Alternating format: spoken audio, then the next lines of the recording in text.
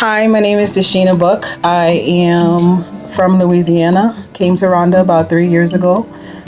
This is my family. We are 13 deep. And yeah, they're going to introduce themselves. I'm Michael Buck.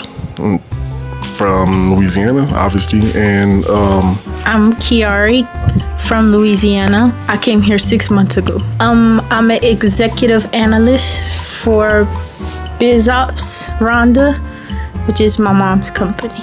My name is Jaslyn George. I'm from Louisiana. This is my second time living here, and I am a marketing associate for Stratenuity.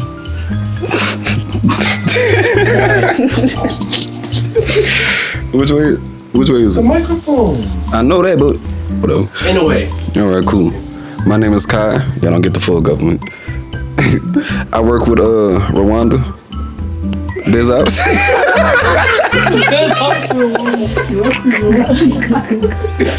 Hey, technically it's not wrong.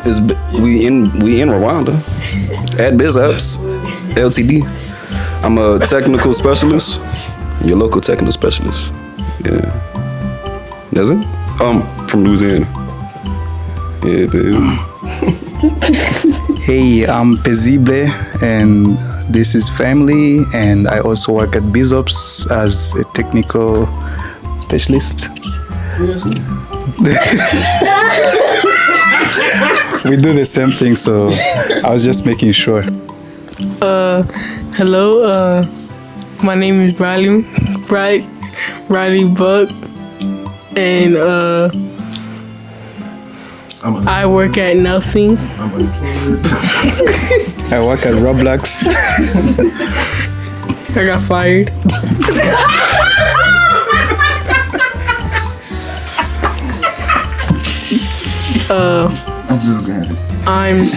I'm 11 and I'm from Louisiana.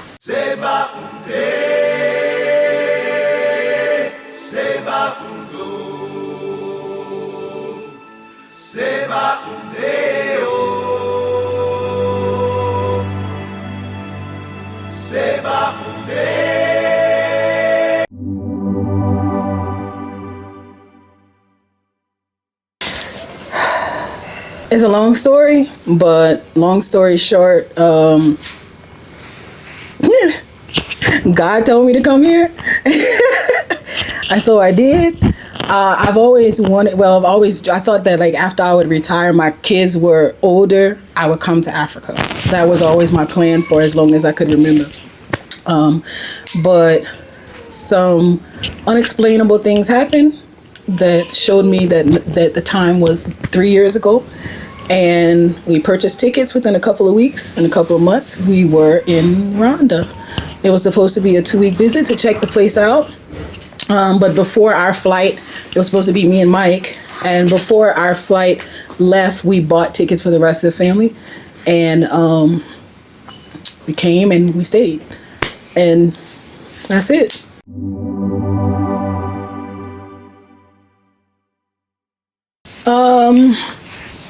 David, I could say. So I had been watching, over the years, I've been watching like amazing people doing amazing things across Africa. And every time I saw it, I felt like, I need to go now. And I would reach out to the people who did the documentary or who the documentary was about or whatever I watched and try to get in touch with them to see if I can connect with someone in Africa to get some information and see if I can make my way here. Nobody ever answered for years. But in 2020, I think it was 2020? No, 2020. 2022. Yeah, 2022, I saw a guy on Facebook that I had never heard of working on his land that he called the Promised Land. And there wasn't anything there yet, but it was so inspiring. And I was like, I want to do this. I want to be a part of this. So I reached out to him on Facebook and he called me immediately. Come on home, man. It's absolutely amazing. And for the first time, I had a connection in Africa. Someone who can tell me how it was, what to expect, how to get there, different questions that I couldn't get answered before. And so, but like I said, within a few months of talking to David and seeing what he was doing here, we had flights and we just came. That's a good story. That's a good story. All right, so so I was having dreams basically, and yeah, I was having dreams, and my dreams were telling me that like you're gonna be at this place. And when I told Mike about it, he spazzed out, and he basically was like, "Hell no, we're not going to Africa. We're not going to Rwanda." And I just cried. I cried. So it was like somebody had died, and I didn't understand why I was so emotional about this thing that I hadn't even really committed to. I was literally just telling him about David and his place and how it would be interesting to go there. And then so later on, after like all the crying and then a few arguments or whatever, what I realized, what I was told by Mike was that he said, every time God inspires you, some big change is going to happen right after. And he said, in 2 months, we're going to be in Rwanda. And I was like, what? And it was so like a miss to me. I didn't see that about myself. I didn't see that I had that if God says go, I'm going attitude. Actually, I thought I was this disobedient, slow to move person who was never listening. But he had experienced something different with me for like 12 years, I guess.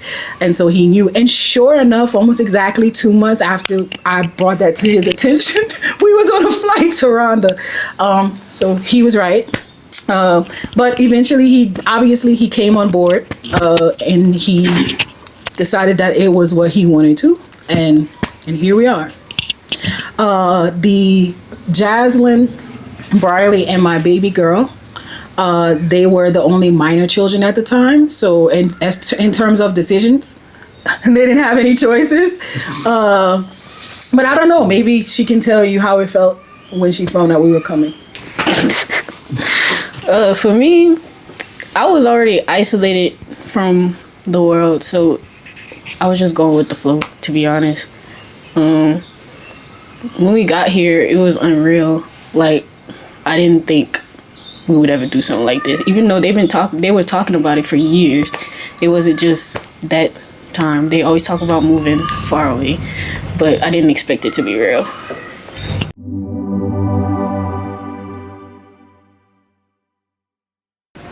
So like my initial reaction was no. Like, no, it's not. You're not moving. Nope. Nope. So I think when I look back at it now, probably just the comfort, right? So we were already settled. We were like in a home. We had companies that were operating at the same time, and it was comfortable. So just to say, hey, we're gonna stop all this and move was scary, right? But we really didn't stop.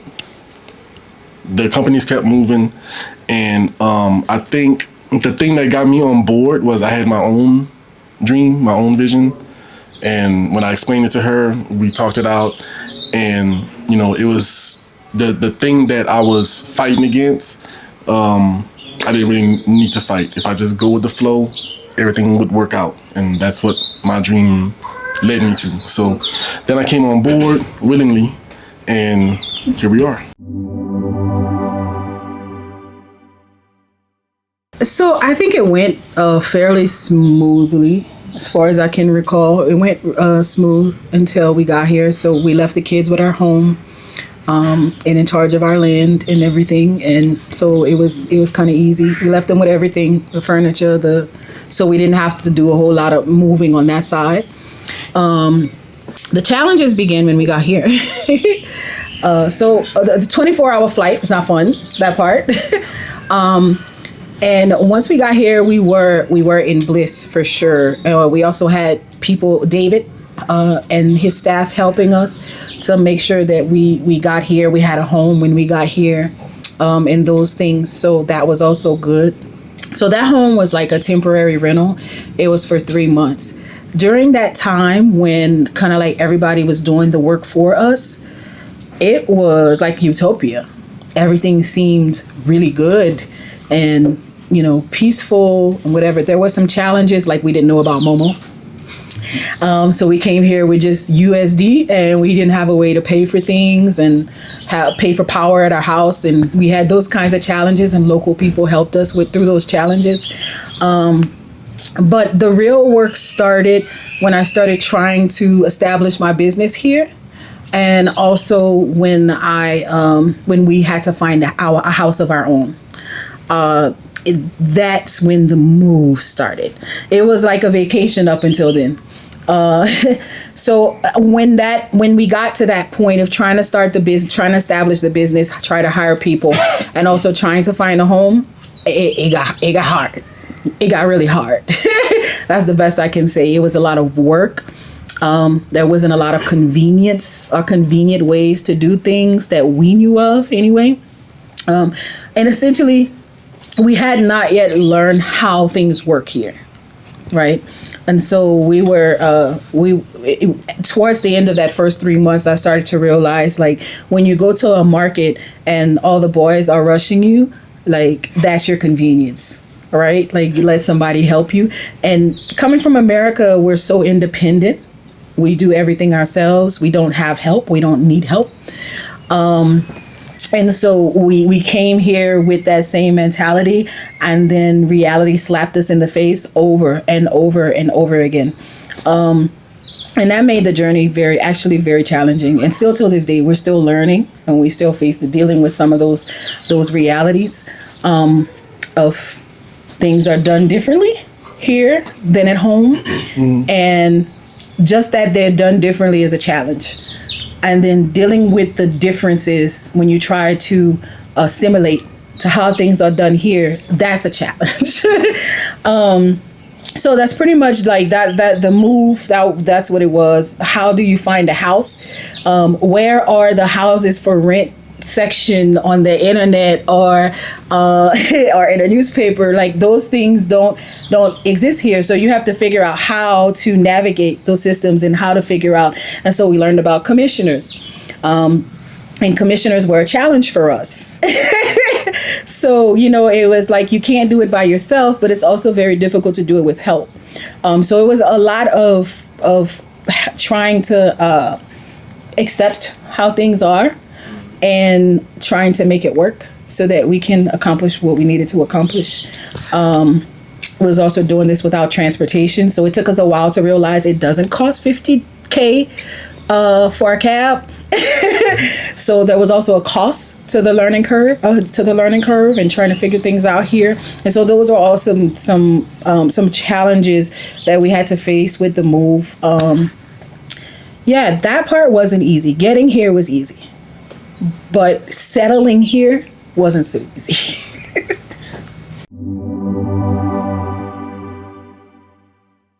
I was just happy to be home. I was happy to see people who look like my family, don't look like me necessarily, but believe it or not, all my family look like this. So I was happy to see like a lot of people who look like my family members. I was happy to smell the air.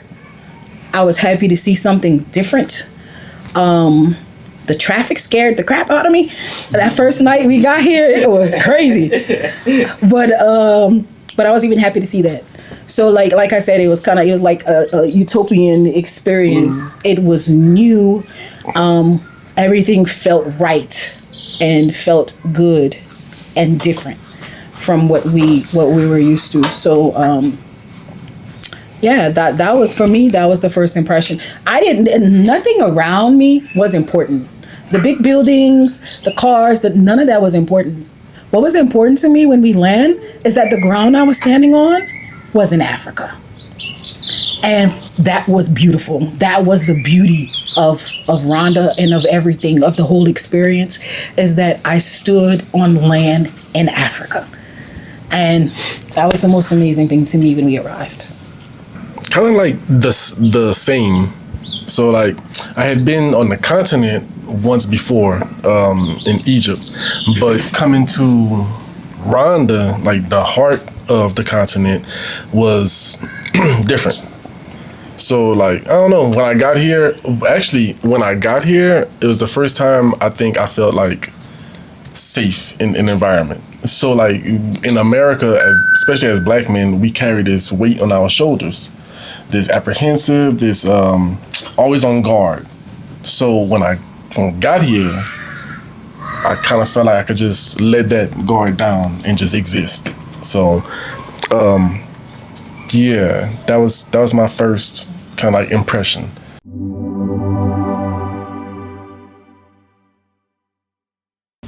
Traffic.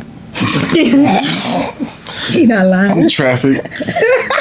Still traffic. 3 years later, traffic. It's just traffic. What about language? Yeah, the language is very difficult for me to pick up on.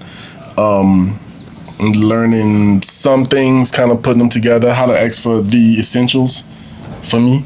So I like potato sambusas, so I know how to ask for those. So yeah, like it's for me, it's very difficult to learn. Don't you miss US? I'm sorry? Don't you miss US? No, miss family, and I miss the convenience of the US, but the US itself as a whole, no.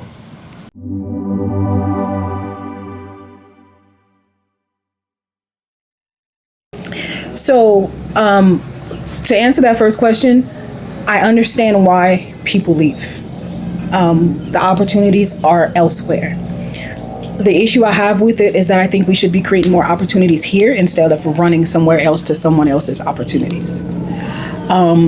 So I think that we have what it takes to create those opportunities, to build up Africa, to build up our own communities.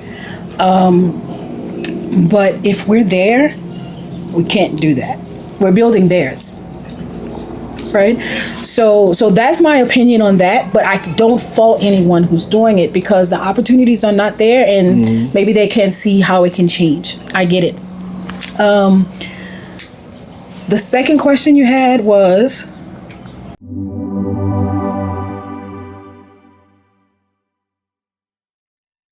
Give them bills. an accurate picture. That's the picture. Bills. No one... Okay, very few people, no average person in America, no average person owns land, owns a house, or owns a car that they're not still paying for. So here, we have a lot of families who own land. We call them poor. We call them lower class. But where I come from, they're the rich because their network is greater than mine. In America, I might have nice things, but I owe 200, 300, 500,000, a million. Money I cannot pay in my entire lifetime, even if I keep working hard every day, all day, for the rest of my life. So you don't actually own anything. So whatever you think you can do in America, you can, but it's only going to be appearances. It's not real. We own nice things, but we are paying a lot of bills to have those nice things. I used to have anxiety attacks. I could afford to pay my bills, but when I was actually paying them, 1 bill, 2 bills, 3, 4, 5, 6, 15, 20, every month paying 20, 25 bills gave me anxiety, even though I could afford it. It's just too much. And that's how we survive. And it's not just loans, it's not just borrowing for a house or for a car, but we pay for power here. $60K a month is a lot. In America, my family members are paying $500 a month just for electricity. We can get a mobile phone plan here and pay $5K a month and pretty much be able to use the internet and talk on the phone however we want for the month. There, you're looking at a minimum of $50 a month for that 5K, so 10 times. So whatever money you can make in America, you also are most likely going to have to spend it to live in America. So yes, the money is there, and maybe some of us are smart enough to find ways to avoid the cost of living in America and save up our money or send it home or do something. But it is not easy to do, and it's not something that most of us can do. So that's the picture. America, a lot of bills, and you don't actually own much of anything. Even phones are like rented. Rented? Sofas, rented. Beds, rented. Why? Because they don't cost as little as they do here. Most people can't afford to spend $3,000 on a bedroom set, so they finance it. So they pay every month in order to sleep in a bed. That is the reality of America. And we can be just totally illusioned that we can go there and live this pretty life we see on TV, and we can. But it's all fake, because none of it is actually yours. TVs, stoves, refrigerators, everything. I can take you to my family member's house and everything that you see, they're still paying for, literally. Oh my God. Paying for the bed, the rent, the electricity, internet, everything. Everything. Televisions, appliance, everything you can, the house itself, the land, everything is still being paid for every month. And that's why people have 20 bills that they have to pay for every month. And a lot of people, they might look good, but they're struggling. They're stressing because that's more money than a lot of us make. And so that's the reality of America. And when I want to say this is kind of unrelated, but I want to say, when you, a Rwandan, look at me and you see maybe I have a nice car or I'm living in a nice home, remember that everything I've ever worked for, I had to pay to somebody in order to just to live, just to survive. I'm not a rich woman. We're not rich. We're used to a standard of living, and we try to maintain that standard here, but we don't have excess money. Most of us do not. We're here on an income that is enough to survive in Rwanda with the lifestyle that we want to live. We're not rich people. And that's where we're coming from. We're coming from a place where we have to pay for basically what is a life that's like a movie set. And if we miss a payment, it all goes away. Oh. It goes away. If you miss a payment, it goes away. They will come pick up your bed. They'll come pick up your refrigerator. They'll come take your car. They'll take your stove. If you cooking, they're going to put your food to the side and they're going to take your stove. And not only do they take it, but they take it and they sue you and make you pay for it, even though you can't have it no more. Mm-hmm. Because that's how the financial system in America works. That makes sense. I've been having a hard time to understand how people in America end up being homeless people. One paycheck, miss. That's how you can get homeless. If you get fired, you're living that kind of lifestyle, and you lose your job. You miss one payment, you're done. You're done. If you can't find a job right away, you can lose everything. And that is the reality of living in America.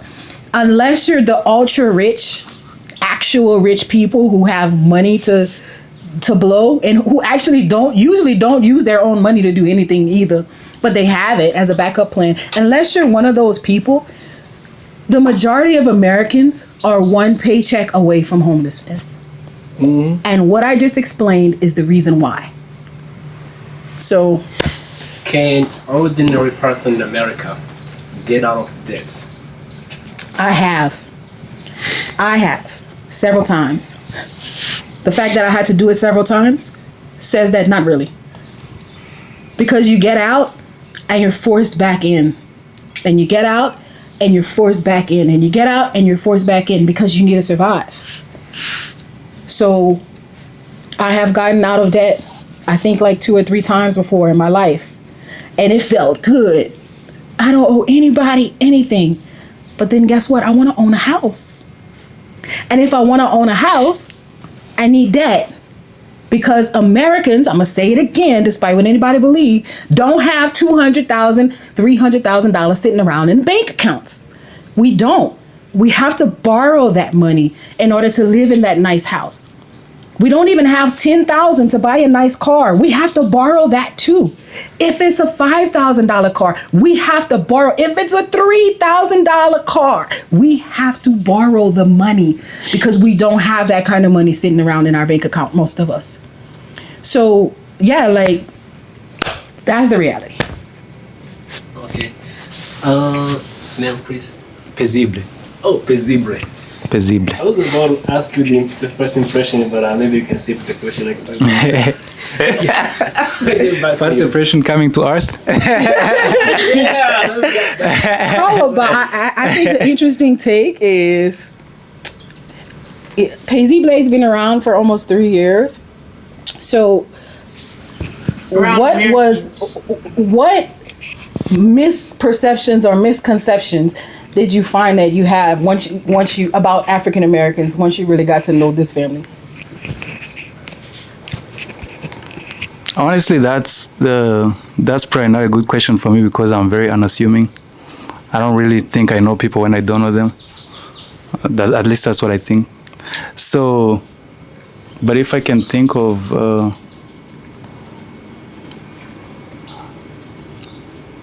I don't know. I think I like the cuisine. I didn't know I would like the cuisine.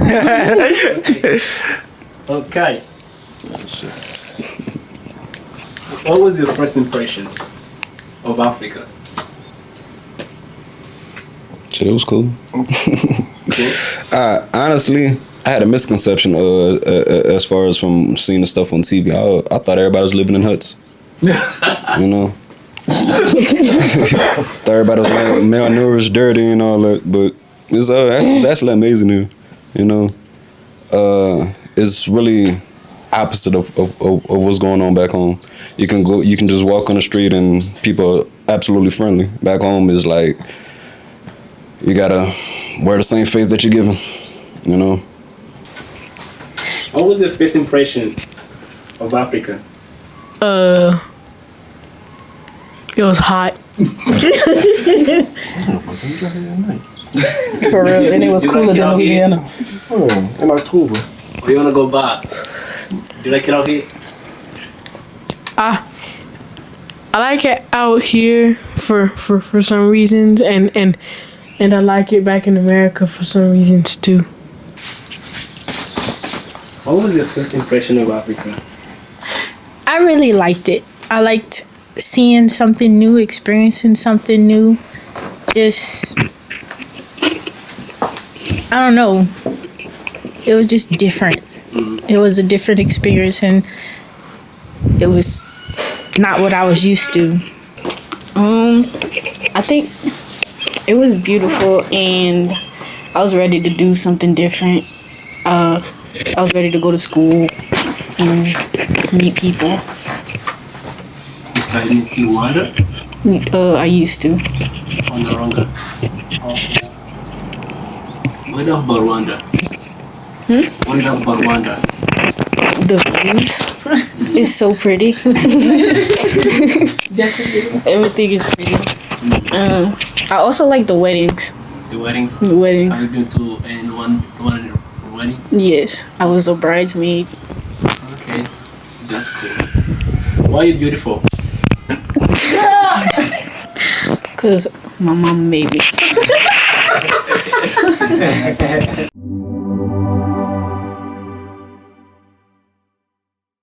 So my suggestion is that you have income coming from the U.S. that is stable and secure, and not to rely on earning income locally, at least not at first.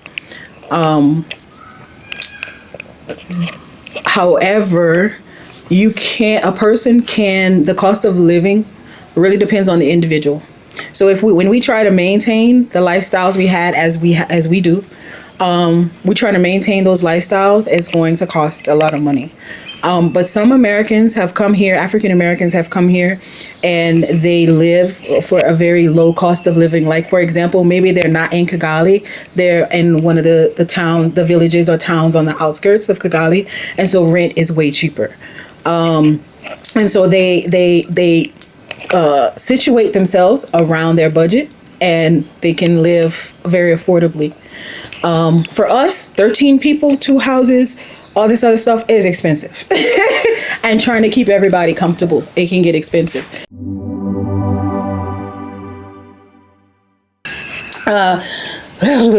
My business is Biz Ops Rwanda, Ltd. And the reason why I made that face is because we are in transition right now. So it was about bringing Rwandan businesses online to have a professional digital presence to be able to get business from outside the U.S. Outside Rwanda. Outside Rwanda, to get business from outside Rwanda, like in places like in the U.S. So we were building high quality websites for clients. We were helping clients with marketing, with brand messaging, taking online payments, online communications, and all these different things to help them really present themselves to the market that they're selling to, well, in a way that could be well received, right? Establishing trusted brands online. So that's what we were doing. But we are currently in the process of transitioning out of that into cybersecurity. And so our new focus going forward is predominantly cybersecurity. So that's Biz Ops Rwanda.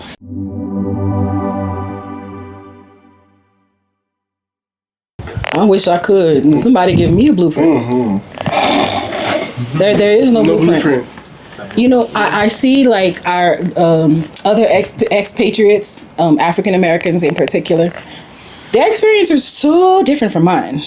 So different. Sometimes I wonder, like, is something wrong with me? Am I the only one struggling? Right? Or is everybody just pretending that it's perfect? And I don't know. I don't know the answer to that question. I may be the only one struggling. But I think that we all have individual journeys. Like, why we're coming here matters.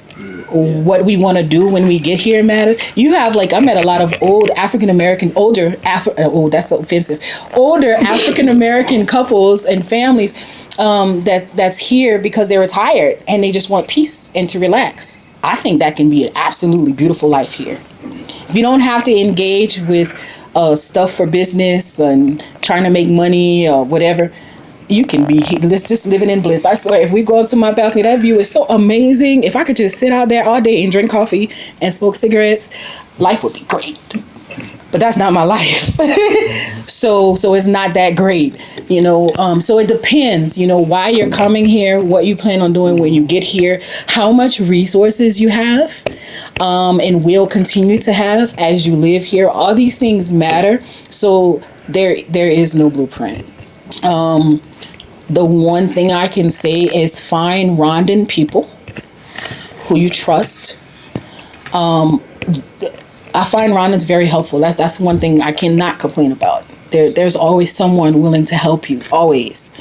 So find Rwandan local people who you can trust to help you. Even if it's to help you find other people that you can trust to help you, because that's very popular. So like Rwanda is like a nexus. You connect to one person and they can connect you to other people who's going to connect you to other people, and you're going to get what you need. So having such people in your life to really help you, I think is key. I don't know what I would have done in the past 2.5 years without this guy who is now my best friend. So that's the only thing I could give you as far as the blueprint. And you never asked me the question about if I wanted to go back to the US or not, but the answer is no. So I can say all this. I'm just a very real, indirect person. I'm saying that this ain't easy, and so a lot of things are hard. And a lot of people won't say that. But that don't mean I want to go back to the US. I do not. I'm here. I'm staying here. I'm going to figure it out. I'm going to work through it. And that's that.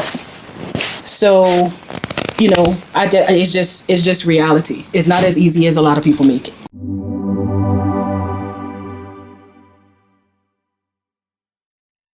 I wish that Rwandans could understand our heart. We left America. We are not Americans. We left. There's a reason why we're here. And if we left there to come here, I think it's an error to continue to see us as the people you see on TV.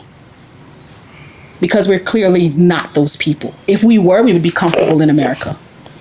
But we're not comfortable in America. So we came to meet our people in Rwanda for a reason. I'm African. You can put whatever you want behind it or in front of it, as long as you recognize that I'm African.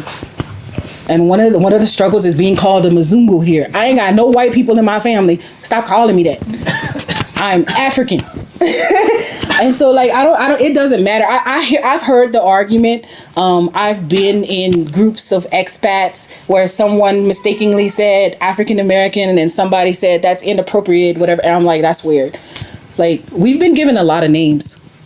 We've been given Black, Negro, African American, nigga. Like, we've been given many, many names. I don't care. I can't be called a Ghanaian. I can't be called a Nigerian because nobody know where I came from. But they know I came from this continent. And that's the only thing I have to identify by, and I accept it. So for me, African American, I do like to say I am not an American, because what I learned is that some Africans don't understand that there is a difference between being an American, like a white American, and being an African American. There is a very distinct difference. What is it? Everything. There's a cultural difference. There's how we eat, how we talk, how we live, how we raise our children, everything. Everything is different. So it's like, imagine that African Americans are all together or Africans, people of African descent, somehow are still connected. They all together in a part of the US, and they look different from everybody else, not just in physical appearance, but in how they live. Imagine you took a little piece of Africa and you put it in America. That is what most African Americans are. You took a piece of Africa and you put it in America. That doesn't make that piece of Africa American. We still have culture that's different. We have, matter of fact, everybody can probably hear my accent. What they don't know is that the reason why Louisianans, we have this accent is because our African ancestors never really got the language just right.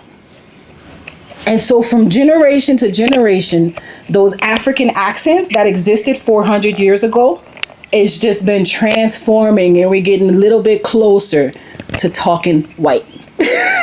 I'm gonna say, right? With every generation, we're getting a little bit closer, but we not there, right? We not there. And I don't care to be there. And so that's why. So in Louisiana, because slavery did go on a little bit longer, and not even just slavery, but the civil rights era happened, and desegregation in Louisiana was way behind. We were still trying to be let into schools. We were still calling the massa. We were still having our same dialect and language. And so it's still there. And that's why we talk the way we talk. And our grandparents, you would just think they was just from Africa, because most of our grandparents' accents are way stronger than ours. Mm-hmm. And they spoke French because the French colonized Louisiana. And so they spoke Creole French, their own dialect of French, which is also very African. So, we are African for sure. We were brought to America, but we are different than Americans. And I think that's something that Africans, I wish that would be something that they can see. Thank you so much. Et toi? Et toi? Is there anyone who has something to say before we end this conversation? Just still They just saying random Creole French words. Oh man, come on now, Shaq. Right, it gotta be so hard for a Rwandese person for that to sink in. Being an African, taken to America, colonized by French, then like with all the like obviously the intermarriages and all this, like the diversity, like it's something that's very hard for Rwandese people to understand. For that to sink in is not just Rwandese, but anybody who is not an African American. Yeah. And then like not all black people sound like us. Yeah. So depending on what region of America they go to, they're gonna get a totally different sound. Yeah. So yeah. What do you love about this family? They're very real, and they have, like she said, they are kind and loving. She wasn't boasting or anything. It's true, they're very kind and loving, and they really want to do impactful things. It's not about money, it's not about the place, money is just to survive. It's all about what impact you have, and I'm about that. I really think if you're not really trying to do something important, don't be doing anything. So yeah, I just fit in very well. Who's the most funniest person in the family? It's Kai. Between you two. Okay, thank you so much for your time. It means a lot to me. Thank you so much. Thank you. Thank you. Thank you. Thank you. Seba,